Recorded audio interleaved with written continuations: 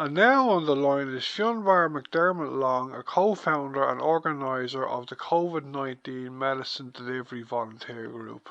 Fionnbarr, welcome to the programme. Thank you very much. How are you getting on, Dan? I'm fine, thanks. Fionnbarr, I recently read an article in the Irish Independent and watched the video on the Irish Times website about the great work that you were doing.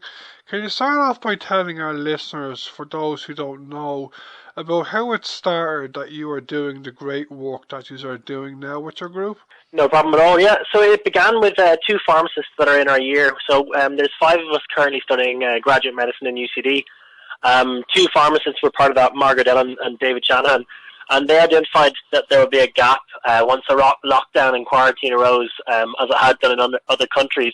A gap in the pharmacy area that meant that people who are staying at home for their own health, or elderly people who really should be staying at home, would still need to get their medicines, but would have no necessary way of getting it once there was an uptake in a larger uptake in increased levels of patients, because most pharmacies have their own delivery service, but they wouldn't necessarily be able to cope with the increased demand.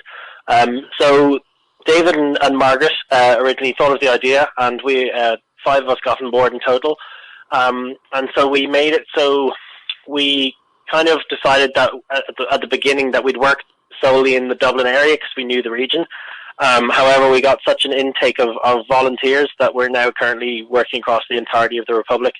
And it's basically just to provide the pharmacies an outlet in which to allow people to still be able to get their medications while not having all of the pharmacy staff being out the door the entire time delivering them themselves.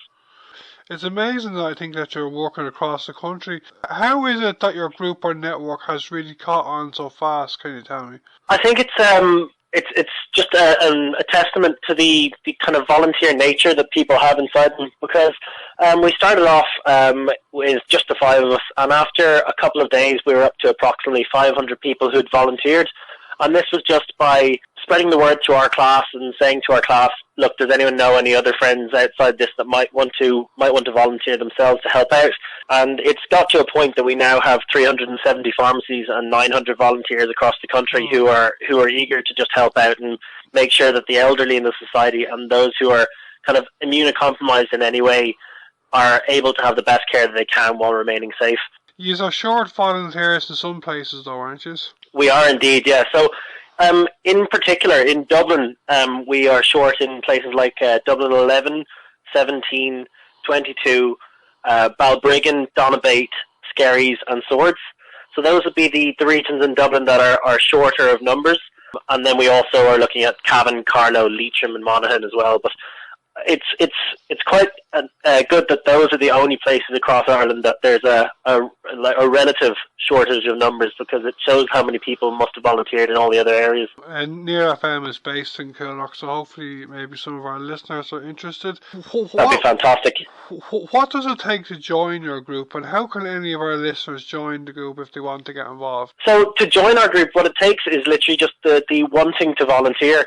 And wanting to help out the local community. What people can do if they want to get involved is we have a Facebook page, an Instagram and an email address, which are all COVID-19 Medicine Delivery.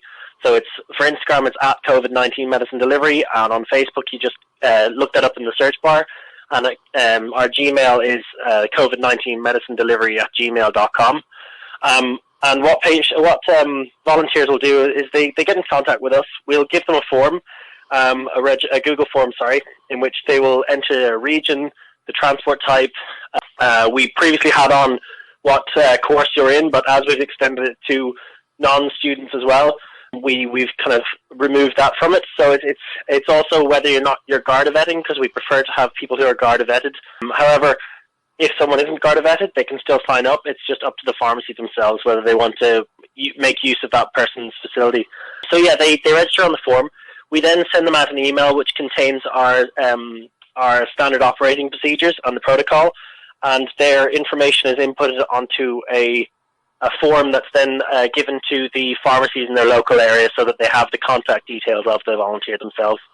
And when you say transport type, is it true to say that you don't have to have your own car to help out? Oh, you don't at all. No, so there's it's probably, I'd say, over half of the people who have volunteered are either on the bike or walking themselves.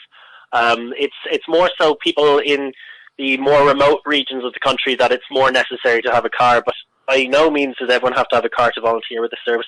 I'd just like to say thanks to both all the volunteers and all the people in the frontline services, including shops and any other services that are remaining open at this time, binmen, etc., that are keeping the country functioning at the base rate it needs to survive, basically. And thanks very much. Okay, Fionnbarr, fair play to you. You're doing great work,